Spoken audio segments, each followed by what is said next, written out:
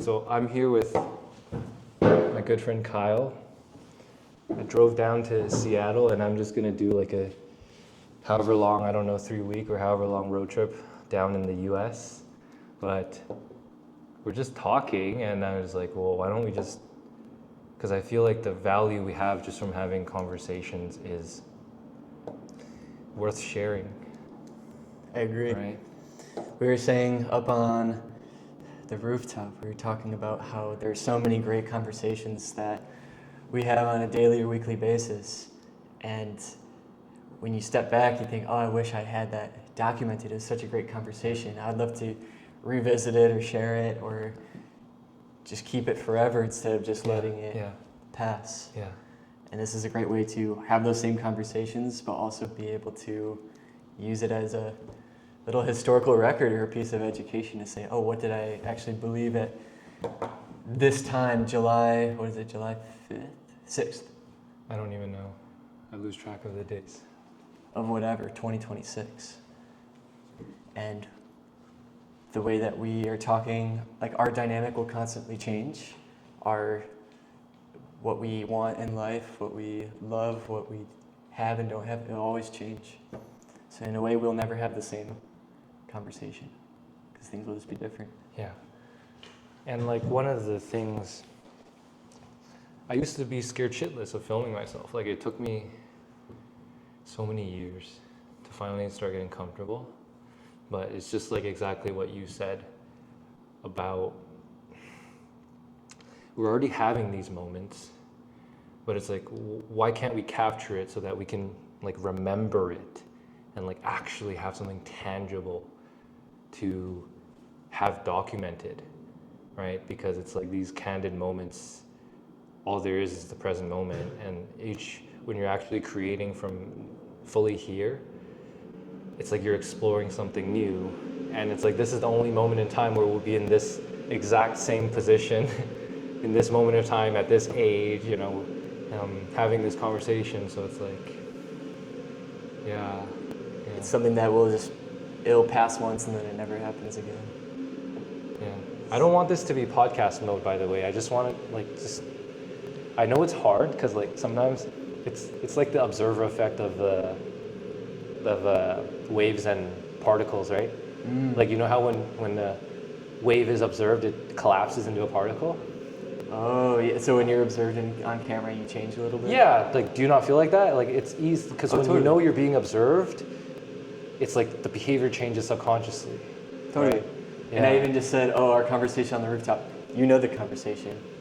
But I just had to tell the camera because I know I'm being observed. So yeah, it is like a conscious and subconscious thing. But I see what you mean. Just taking it as if it's just a conversation. That is something to get used to though. Yeah. Right? Yeah. Of saying, how can I still be my same self? Yes. Observe versus unobserved. Yes. Dude, that's the ultimate superpower. That's really the ultimate superpower. Because like it gives you the balls to be seen, to put yourself out there, right? I actually think it's just a metaphor for everything else, because we're afraid of the social rejection, the social implications of it. So then we change our behaviors, mostly subconsciously, in order to not be offensive, to not be who we actually are if we weren't being observed. And it's like the more you close that gap between how you act when, say, you know you're being observed versus when you're not, the more comfortable you get in just staying the same as like who you genuinely are. I genuinely think that's a superpower. And if you really think about it, all the personal brands that, maybe not all, because some people have built their entire, like let's say Hollywood stars, they build their entire career off of a persona where it's like fake. They're literally actors. They act out who they are. Yeah. To appear a certain way. But I think that's not even a superpower, because you're still fake, right?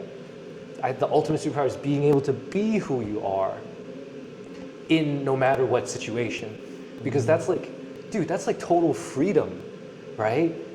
It's because you can just act however you want. How else do I say it? You know what I mean? Yeah, or just act in accordance with who you feel you truly are, and it's not even thinking about, oh, how do I want to act in this moment? You just are you.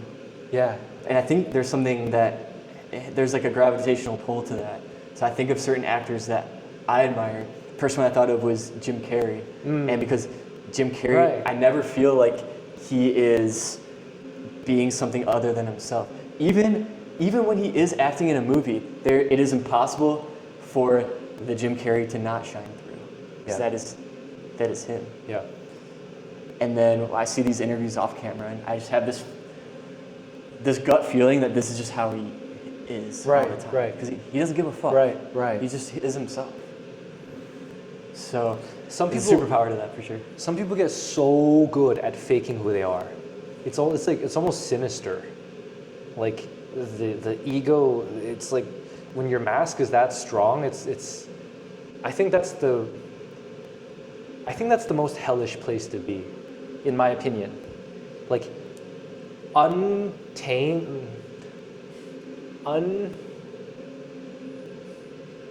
unself-aware ego, I think, destroys you.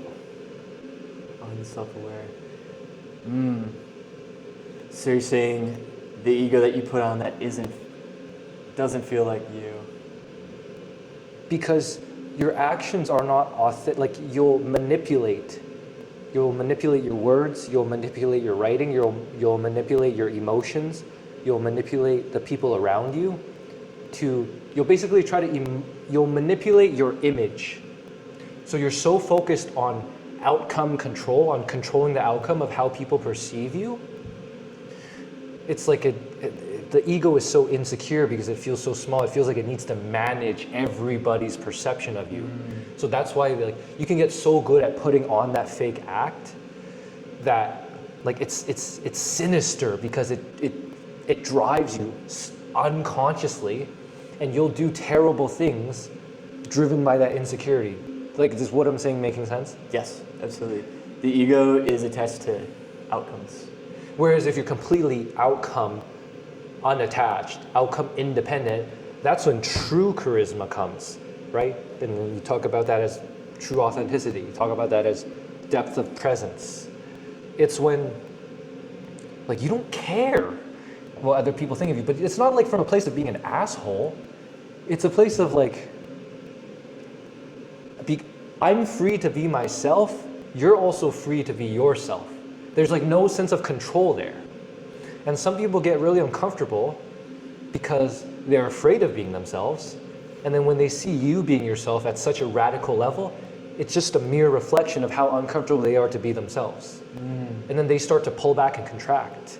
They say, oh, right? Whereas other people who are craving to be authentic, I would say they respond to you in the opposite way, is that you bring more of that out of them. That you bring their self from the inside to the outside in a way. Yes. Subconscious to conscious. Because you're bringing the energy that they also want to embody. You're just mirroring a sort of that energy, right?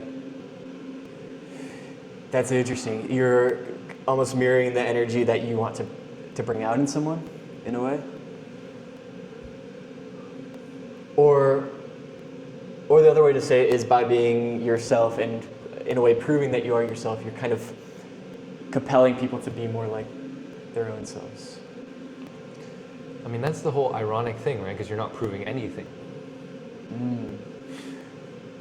Yeah, it's the lack of. Right? When you need to prove something, now you're trying to control the frame, you're trying to control the image.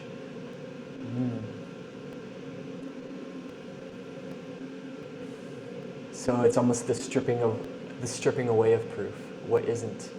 Everything that isn't proof. Yeah, Wow. you're like naked, in a sense. Oh. Spiritually naked. That's a really interesting point I want to think about more, is that how the ego is tied to outcomes. And when someone's not being themselves, that is the ego kind of taking over. And you act in a way to get the outcomes that you want. I'm going to be nice to you because I want you to like me. That's me being a caricature of myself, trying to influence outcomes. Yeah. Rather than just saying what I feel and having to take the gamble on whether you are actually. And that's where the people pleasing comes out, right? I mean, it's so subconscious. Yeah. It's so subconscious that it feels like it's us. And I think that's where corporate culture has kind of exacerbated this, because for 8 hours a day, for half of our waking life, we basically do have to please other people. If we're employees, that is almost a soft definition of an employee. You are there to achieve the outcomes that somebody else wants you. I mean, you're literally selling your soul for 8 hours a day. If you define your soul as your autonomy, to your sovereignty to completely decide what you want to do, and like not be told what to do, essentially, not be confined to, I have to do this in order to, well, what is it? Well, what is it fundamentally? In order to keep my job, so that I can continue receiving this paycheck, right? It's out of, if you really want to go down to it, it's out of fear. Do you think it's out of fear for everybody? Or do you think, well, you mentioned before, some people choose it because the trade is, to them, is worth what they are paying for? Right, and you need, right. If you don't justify it to yourself, why would you do it, right? So you need to justify it to yourself. I think it just depends on the person. How much are they willing to see themselves, right? If you don't want to see something, you'll just keep doing what you're doing, right? It's really like what life do you want to lead, and then that's where things start getting uncomfortable. But it's like, well, you can do whatever you want to do, right? Nobody's telling you you have to question this or leave this behind, or it's just a matter of, well, do you want to go there? Do you want to look over the edge and see what else is out there? You don't have to. Yeah, that's kind of goes back to the idea of like red pill and blue pill. You can choose to just never peer over the edge and be kind of ignorantly blissful. We were talking about this earlier. We were talking about the zeros and ones. Zeros and ones. The Matrix. Like, people who pave a completely authentic way and create something new, it's like majority of people operate their entire life in 0 or 1. Left or right. Right or wrong. Democrat or Republican. Democrat, whatever, Christian, right? atheist. Yeah. They get caught in the labels. We were talking about labels earlier, how your identity, it's like, who am I?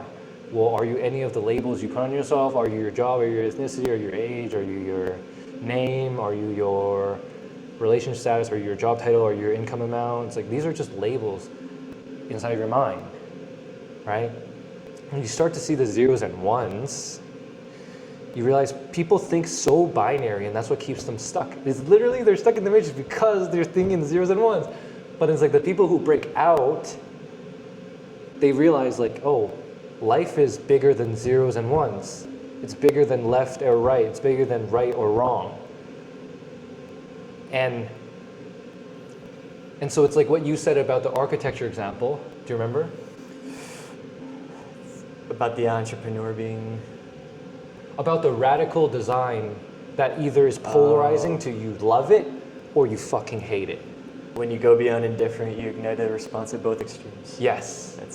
And that is authenticity. You're literally going beyond the zeros and ones, right? Yeah. And then people, because they only can think of the world in zeros or ones, they'll give you a 0 for, I fucking hate this. You should die. Or a 1, I fucking love you. Let me follow you and work for you. Mm-hmm. I think the part that we're missing, though, is a lot of people don't live in the zeros and ones. There's a lot of people that live in the 0.5 everything. Yes, and then there's the in-between. So that is the indifferent, where people say, oh, I don't really do politics, or I don't really talk about that. It's choosing not to have an opinion is another way of being indifferent, which is almost saying you're just choosing not to think about this at all.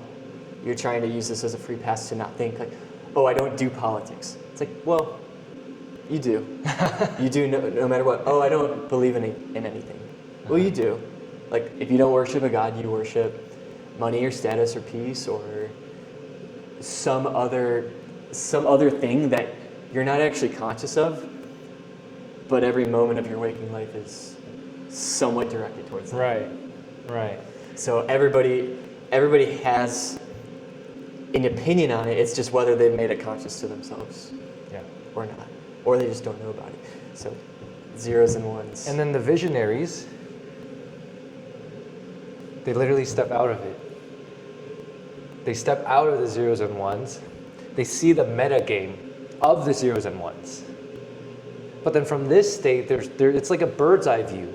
You're seeing people play this stupid game of arguing about left and right and wrong. But then you're just like, well, actually, like what if we don't have to be caught inside of this? What if we can actually create something new, something authentic? And then, but ironically, that creates the 0 and 1 response because it's a paradigm you operate in.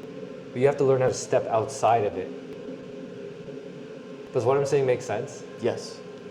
You have to, and it's hard to step outside of it because it almost feels like everything in our world has tried to push us to be somewhat binary. Right.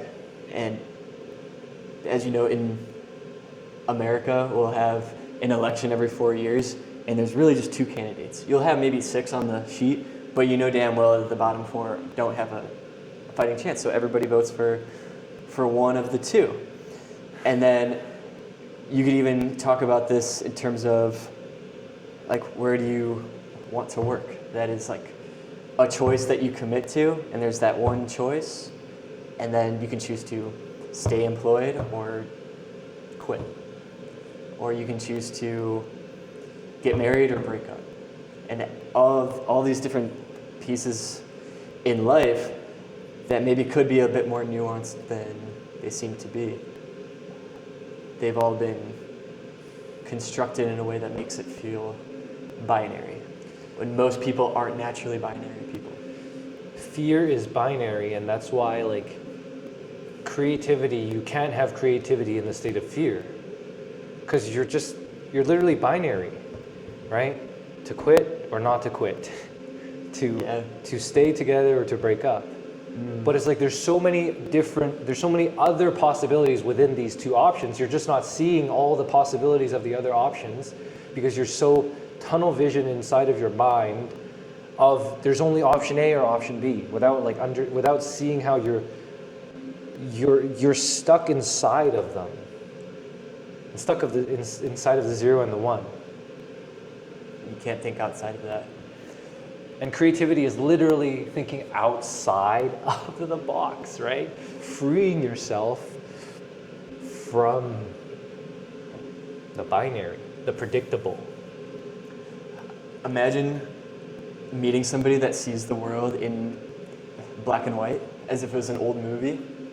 They see the whole world in black and white. Imagine trying to explain to them what colors are. That's pretty much, that's a good analogy. No matter how well you describe it, like, how would you even describe colors without referring to colors?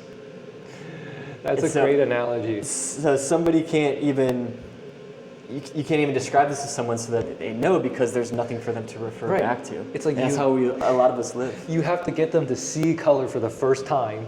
Now, then the hard part is, how do I get someone who's seeing in black and white to see color for the first time? How do you? That's the age-old question. I think this is where the art is. I mean, this is why art is necessary, because it's not a frontal lobe thing. It's not a thinking thing. It's a releasing thing. It's not a mind thing. It's a get out of your mind thing.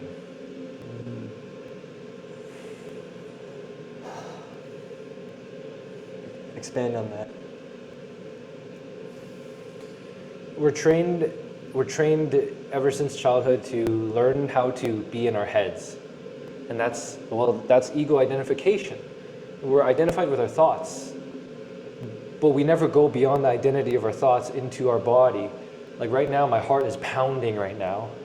I can feel the anxiety coming out of me because I'm in a completely new environment. For the next 2-3 weeks, I don't know where I'm going to sleep. I don't know what I'm going to do. I'm completely in the unknown.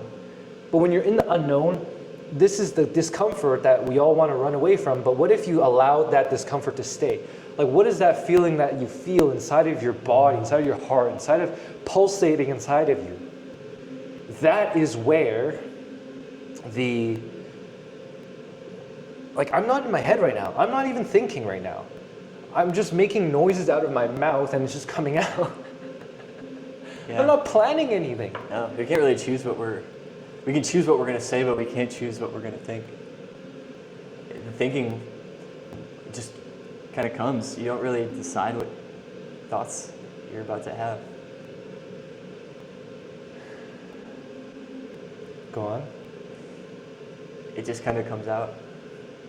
So I guess that's why people talk about downloads and this idea that there is this consciousness that transcends us. It's greater than us, and we are simply receivers of consciousness. And of course, this is just an idea that I've heard before, and of course we don't know what all is completely true or what's not true, but it does often feel that way, that I have thoughts in my mind, but I don't actually know where those thoughts come from. Right. It almost feels like it must come from somewhere else. And maybe I'm just the receiver. I want to expand on that.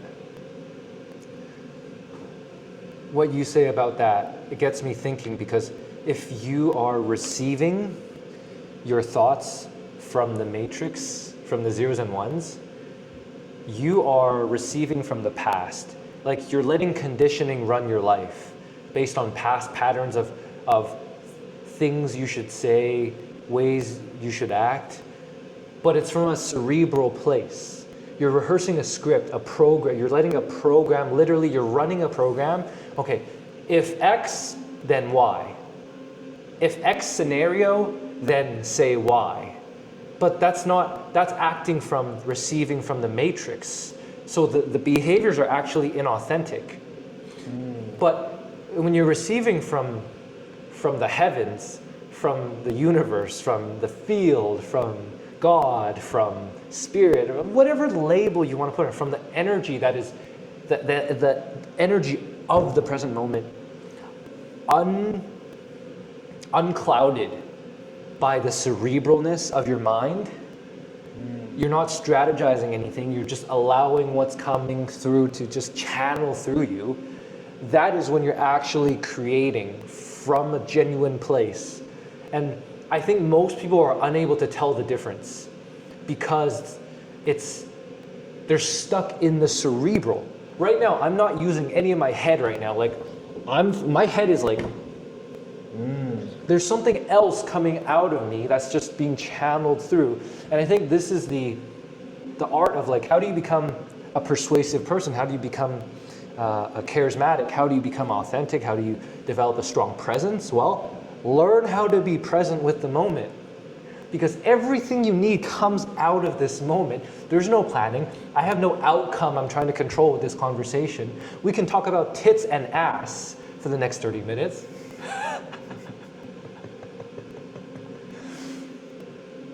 And I'd love to do that.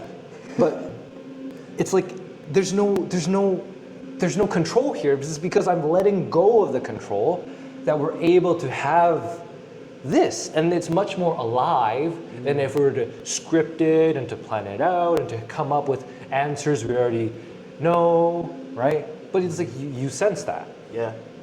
I don't like agendas, itineraries, schedules, because in essence, it is the inauthentic way to live. Because I could say, oh, I'm going to meet so-and-so gentleman for coffee at 9 o'clock on Friday. But when that time actually arrives, is that actually what I want to do? Or am I doing it because some version of me from the past said that I should. And maybe that's a bad example because we do need to understand like past and future and how to manage it. At the same time, when we're talking about doing things for fun, doing things spontaneously, and having a plan for it, that's just completely counterintuitive. It's like, what would you call it? Not a paradox, maybe a juxtaposition. Like, oh, I must plan my spontaneity for this time. Yeah, the moment you say, I want to have fun, you're not having fun. Yeah, you plan to have fun. You don't plan to have fun. You don't plan to live. You just have fun. You just live. Yeah. And I think that's the magic of being, if you're truly spontaneous, it means that you are open to whatever comes your way. So when I learned that you were going to be here today, I was like, I don't know how the day is going to unravel. Maybe we'll part ways at 3 o'clock, or we'll be together the entire night. It just depends on how the moment feels. And I don't want to have to control any of that, because the second you start to choreograph the idea of having fun, you start to lose it. It's like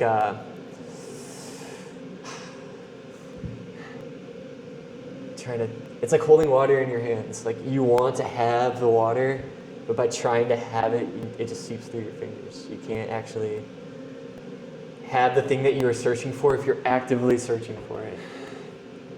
It's a weird paradox. Yeah. And I think maybe we'll end off with this. I think this is the most counterintuitive truth about freedom. Freedom comes when you stop looking for it. Love comes when you stop looking for it.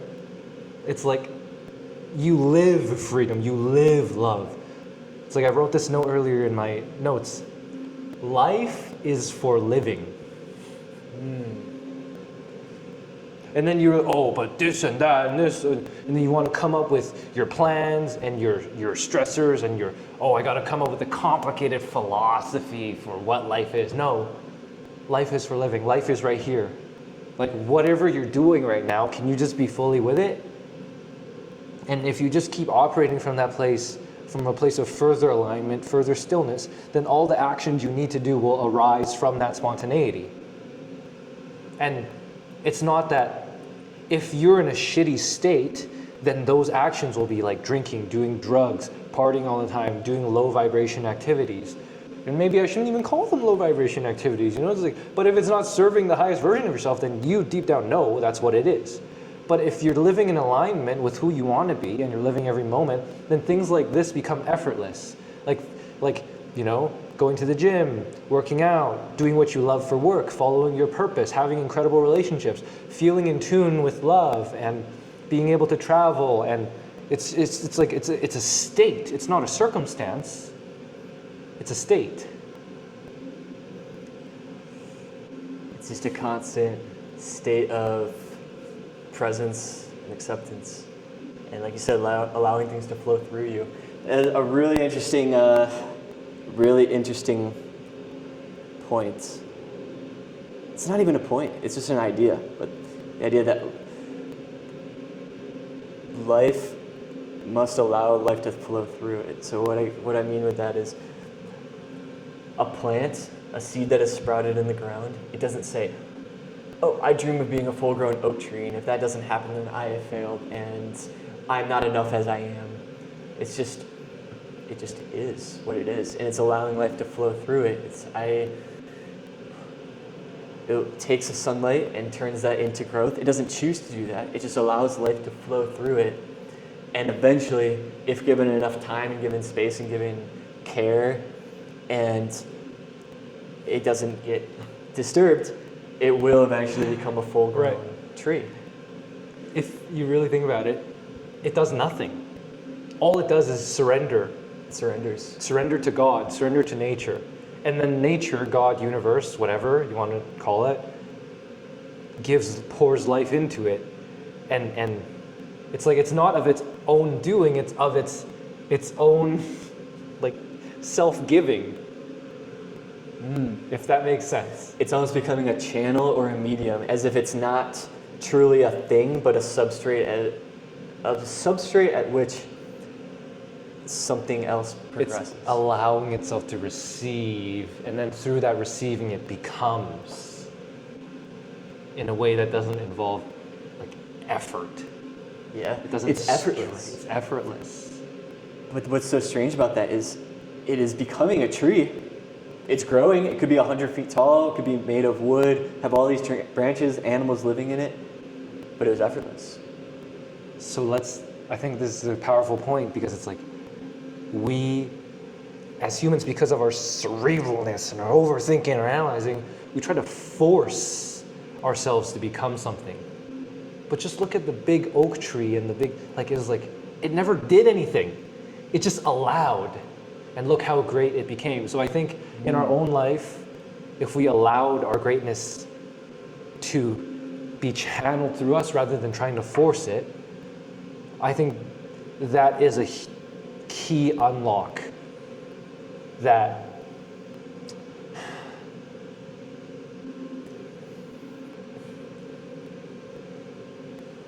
a lot of people could potentially use that perspective. Or like what you're saying before is realize that there's nothing to use in the first place. Because we're always talking about it as if it's a strategy, but it's the lack thereof a strategy. It's the lack of a strategy. The same way we were talking about proof before of proving you can be authentic, but it's the lack of proof. Right. So it all ties back. The thing is actually the absence of the thing, which is... Right. Confidence is the so cool. absence of needing to be confident. Security is the absence of needing to prove your lack of insecurity. Happiness is the absence of trying to be happy. It's all, this is the inverse law, right? This is the paradox of life. Oh, it's the space in between that actually matters, not the thing itself. Does that make sense? So the unknown through which the things arise. Yeah, the lack of it. So, who is it? Eckhart Tolle talks about this, where he says the only way that noise, the only way we hear sounds is because it comes through silence. Silence is the substrate at which everything comes from. And if there wasn't silence, we wouldn't even be able to perceive noise. So it'd just always be noisy. But the idea of silence, it's not the lack of noise. Noise is actually the lack of silence. Silence is the default. That is the channel that runs underneath everything. It's a weird thought. Or space. Like this whole room, we call it a room, but it's empty space. It's the lack of things that makes this a thing. And in urban planning, there's an idea called solid void theory, where you arrange buildings into shapes as if it were a city. In America, it's on a grid. In Europe, it's in either clusters or in trails. But there's actually the space made up of the results of all of these places makes a place in of itself. So that's how you get parks and plazas and these places that feel enclosed and secure, but they're outdoors. If that makes sense. Kind of. I think it's the same concept. Yeah. That most of the things that we pursue is actually the lack of that thing. We feel wealthy when we no longer feel the need to chase wealth. We feel safe when we no longer feel the need to be safe. That's a cool idea. That's a cool idea. I need to think about that more. And it's a terrifying thing to contemplate or to feel or to meditate on because it breaks it's counterintuitive and it breaks everything you thought you had to do or had to be in order to attain and to achieve the things and the state and the qualities that you want. So maybe we'll end it off there.